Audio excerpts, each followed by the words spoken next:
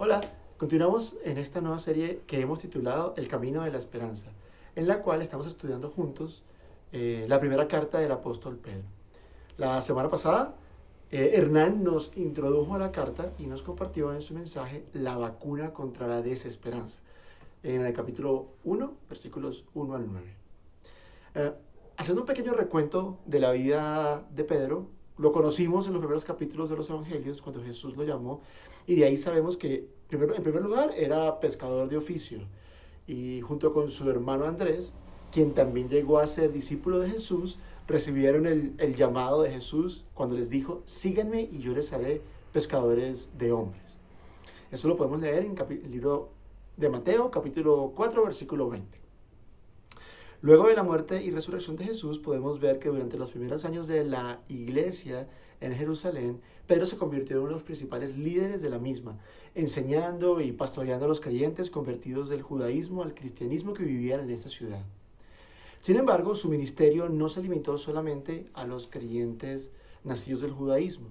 Esta carta en particular, de hecho, está dirigida especialmente a los gentiles, es decir, a los creyentes que venían de los pueblos paganos, específicamente que vivían en Asia Menor, en lo que hoy conocemos como Turquía, y que se encontraban sufriendo una terrible y cruel persecución.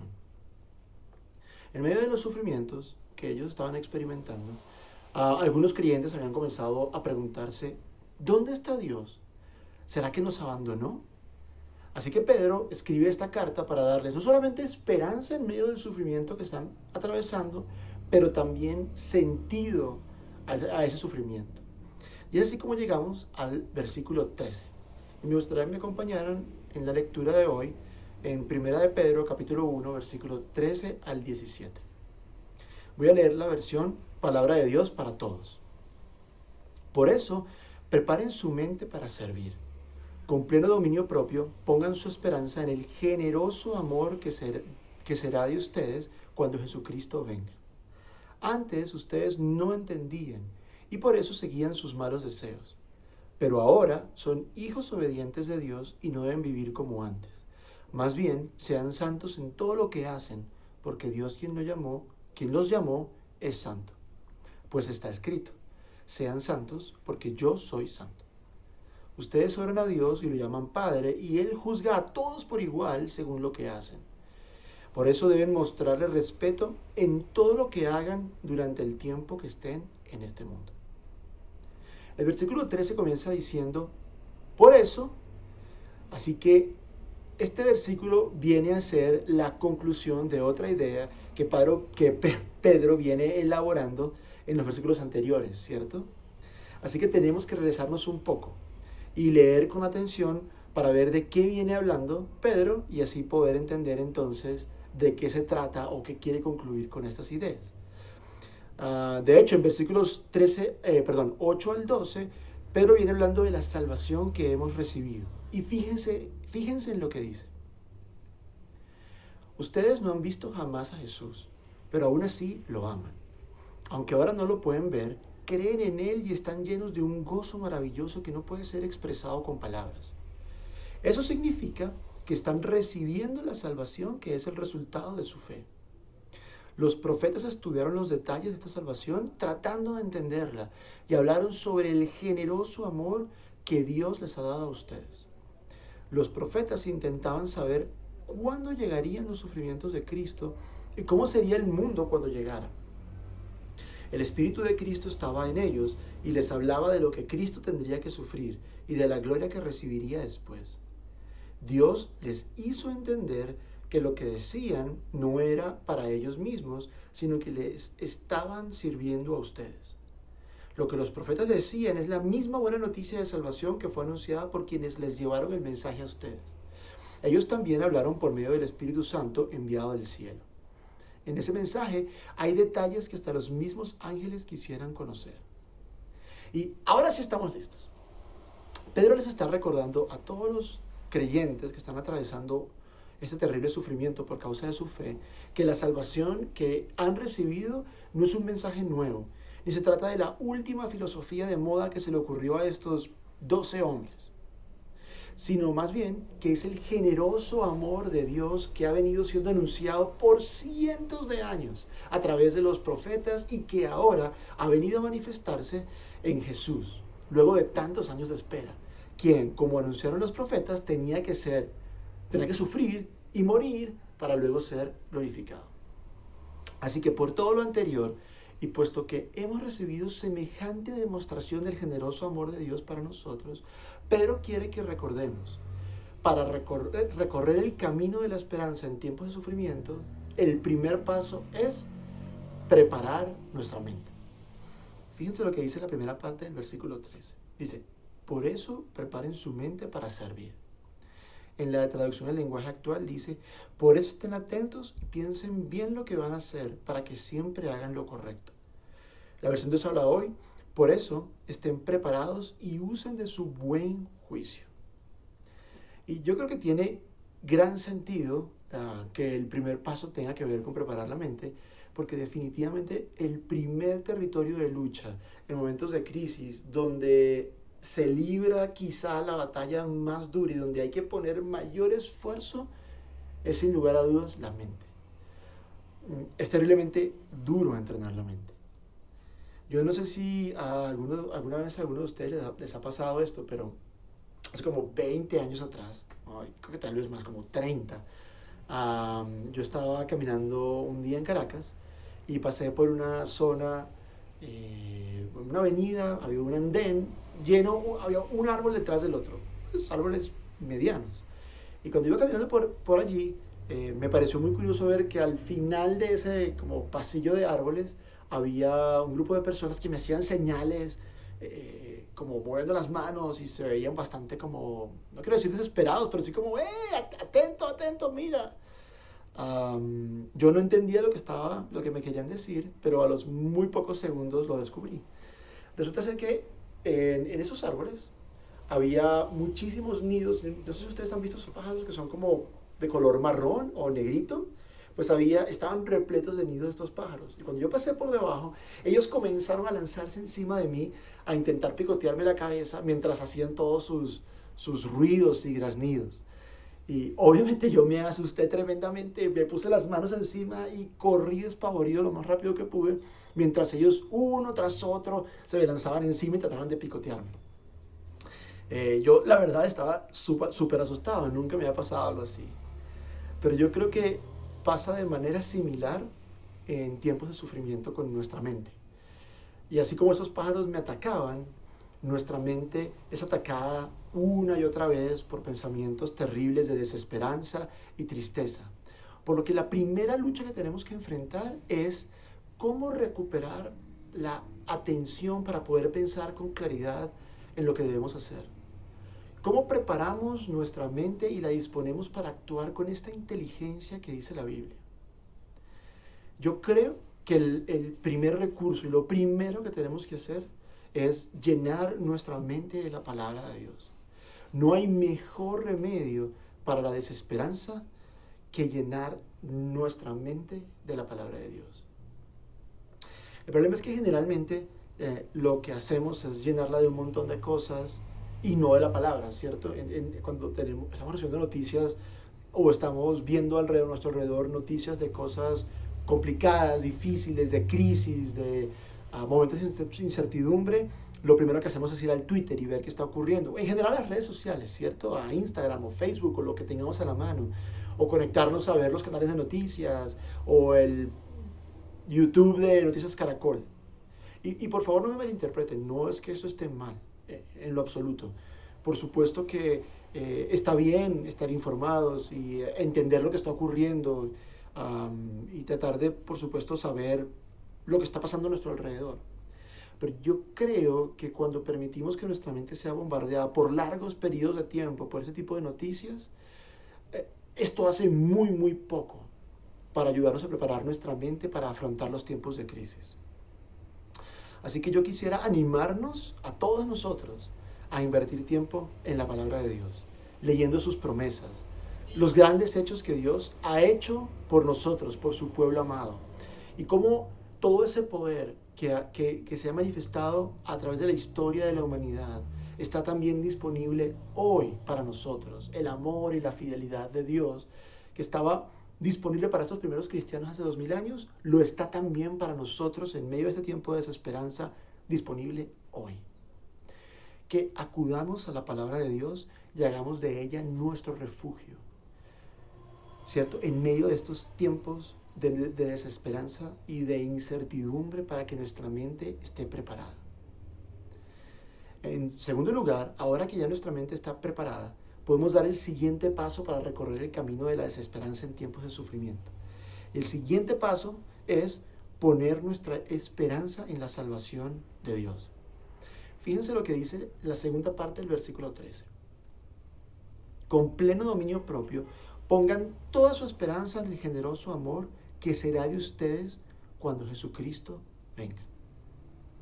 Lo que me parece más interesante de esta parte del versículo es que el llamado de Pedro en esta ocasión no hace referencia a la potencial salvación de Dios que puede proveernos en este momento específico de dolor y sufrimiento, sino a la salvación que recibiremos cuando Jesucristo regrese por nosotros.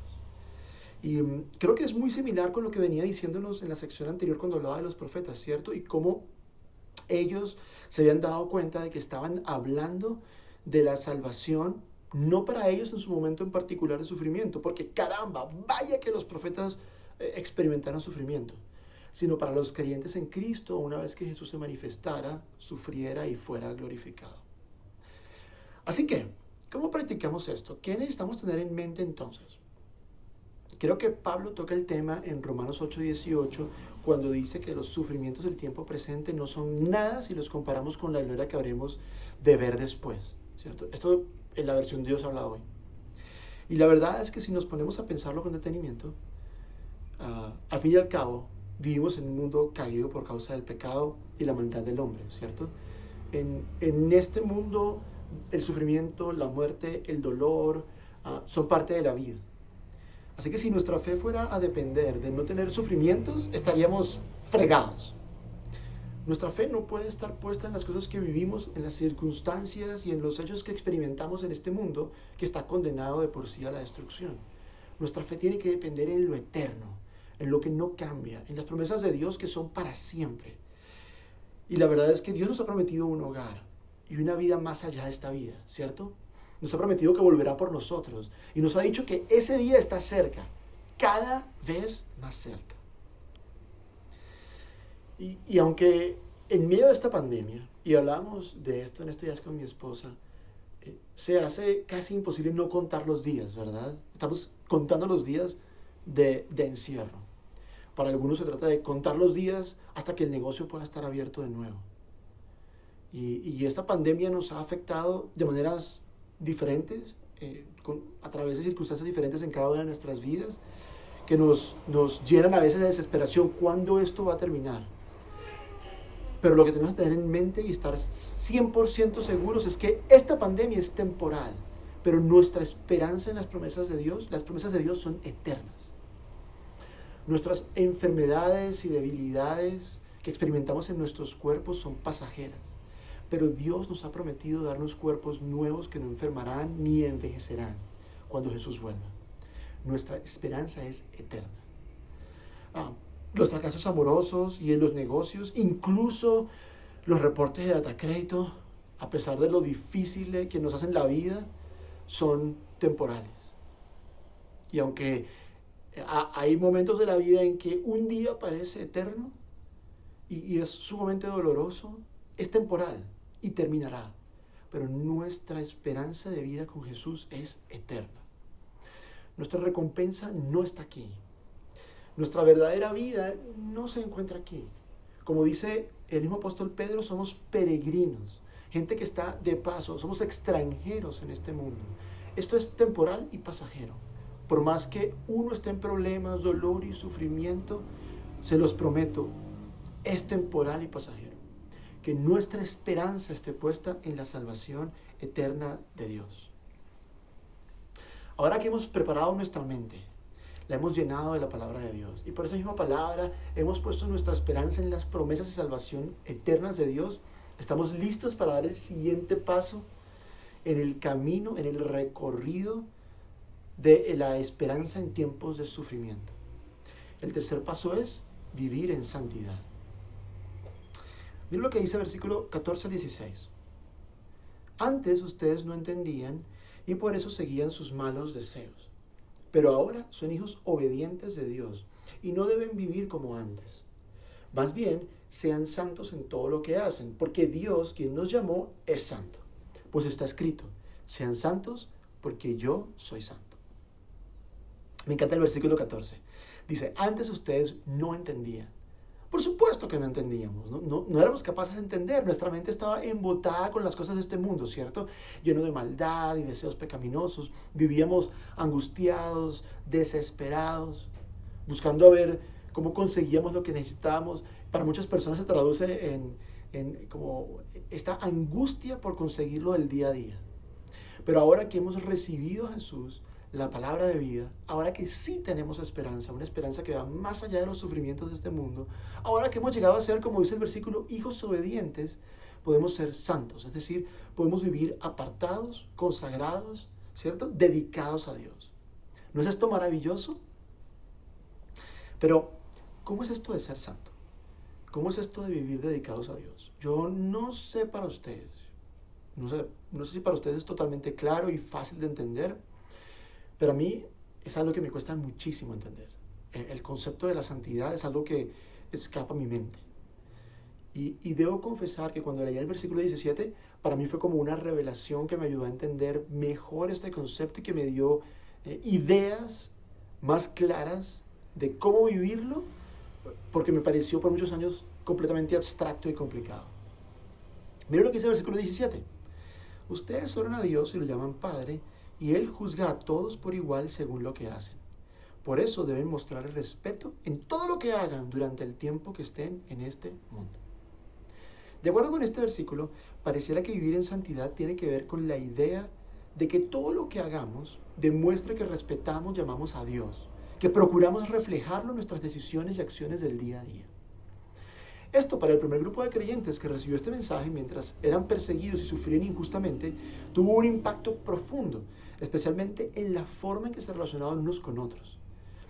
Con sus jefes, entre comillas, ¿no? Realmente amos, porque muchos de ellos eran esclavos, pero especialmente con la autoridad, que era la fuente del sufrimiento y persecución de la persecución de la época.